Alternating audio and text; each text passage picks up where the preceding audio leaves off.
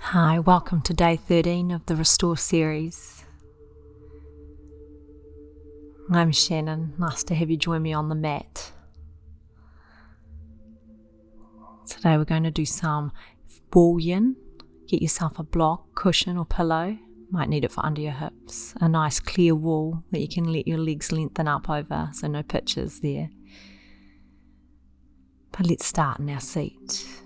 Roll through the shoulders, rock through the sit bones. Have a moment to find your center. Then gently bring the hands to Anjali Mudra and drop the chin and look at the top middle finger of your prayer position. As you do this, let the rest of the world drop away. And let go of who you have to be in the outside world. Let go of the busyness of the mind and focus on the warmth of your hands. Let your consciousness drop to the rise and fall of your breath. Soften the face, the shoulders, the hips, the legs. Take a big deep breath in and exhale to heart center. And let's bow forward in Namaste. Namaste.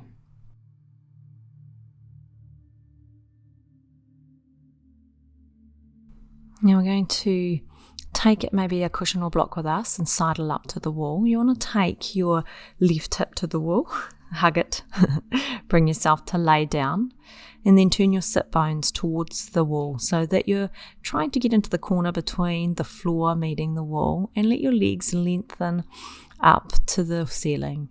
You may want something under your hips here. You may want something under your head. Make sure that you're comfortable and warm. And we're going to cross the right foot across the left knee. So it's not actually on the knee joint, it's above the knee. And then we're going to slide the left leg onto the sole of the foot, bending that left knee. So this is our wall sleeping swan, or some may know it as the half pigeon. The depth of the juiciness in the hip can be adjusted by either wriggling away from the wall or sliding the left foot slightly further up the wall to make this more comfortable. Remember, you are your own best yoga instructor here. Listen to what the body is saying to you. Listen to what feels best. We need to be able to let go of the muscles. So if you're feeling like you're clamping onto the muscles, lessen the degree of the hip stretch. Once you've found comfort, close down your eyes. Let your eyeballs sink from underneath the closed lids. Let your jaw slacken and let yourself relax into the ground.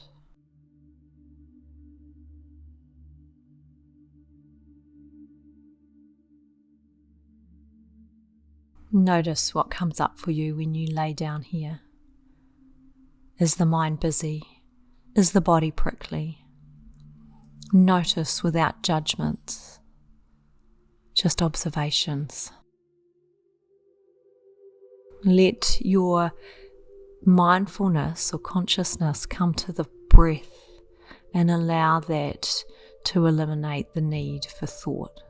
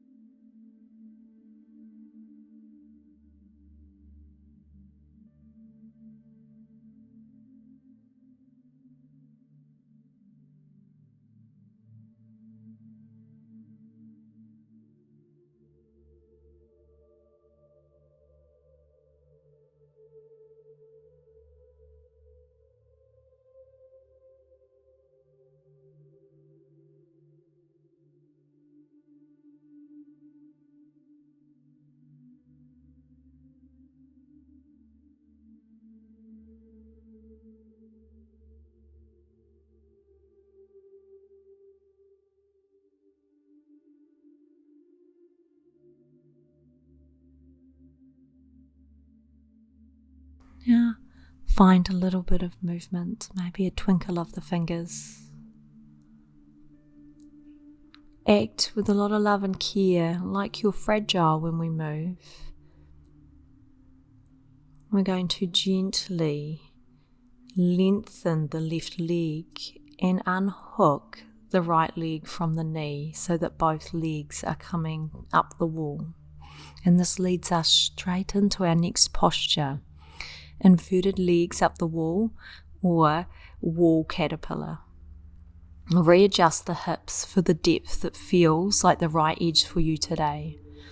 Whether it's something under your hips or your head, or whether you want to wiggle your hips closer to the wall or further away. If you can't straighten your legs, let your hips come further away, push away from the wall so that you can soften the knees. Let your arms go to wherever they're comfortable. I like mine above my head, can be to the side of the body, or the hands can come to the heart and belly. Allowing yourself to soften through the face, the shoulders. Let the length of the spine imprint into the ground or the mat.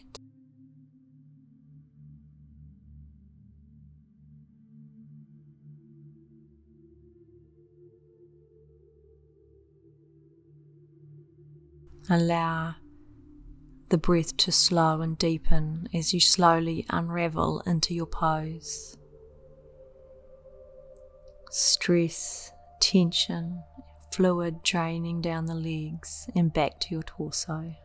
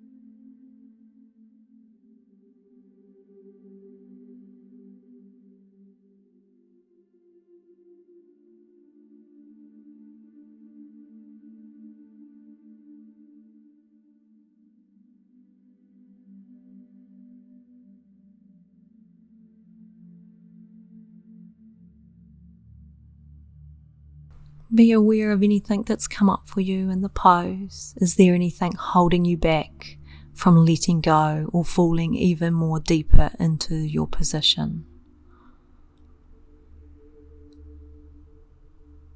Breathe into the scrunchiness. Have a little bit of a movement, twinkling the fingers, stretching the toes. Now we're going to bend the left knee, cross it at the thigh above the right knee, and then come to the half pigeon or sleeping swan on the other side. So flatten the right foot into the wall, allowing the knee to bend to the right degree to start working in those hip sockets, maybe the knee joint. Feel the edge for yourself. It's not a screaming edge, it's a nice soft edge. Remember, shuffling away from the wall, putting a cushion under your head or your hips to make yourself comfortable is totally fine. And then sink into your pose with your eyes closed, your jaw slackened, your throat softened.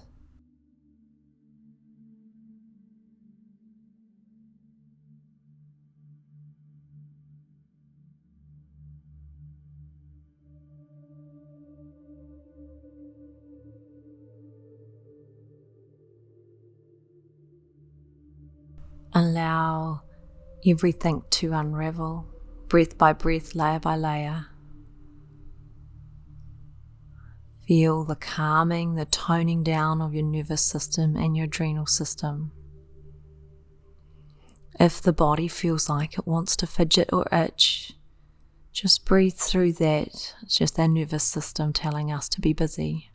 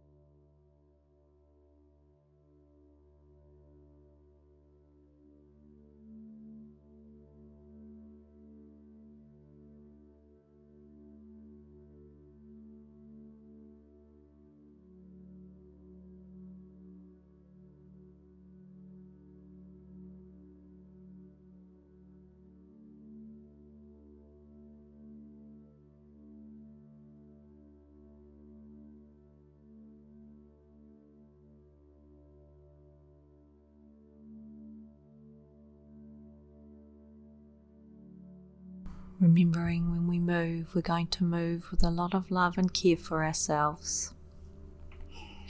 And we're going to simply get ready by finding a little movement in the face, a squeeze of the face, a slightly deeper breath in. We're going to unhook the left leg from the right knee and place it onto the wall. Slide the right leg up the wall and pause for a moment.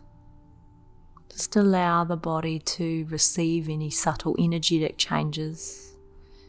You may feel tinglings.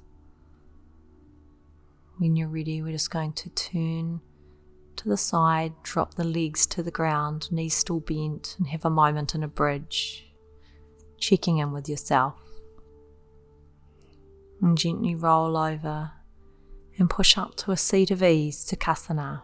Yogi's choice with these legs. Could be butterfly, could be crossed. Hands coming to prayer, having a moment to appreciate yourself and your practice. Big stretch to the sky with your inhale, coming back to heart. And let's finish our class with a bow and Namaste. I salute you. Namaste, yogis. Thank you for joining me today. Go forth and have a beautiful day. See you on the mat for day 14.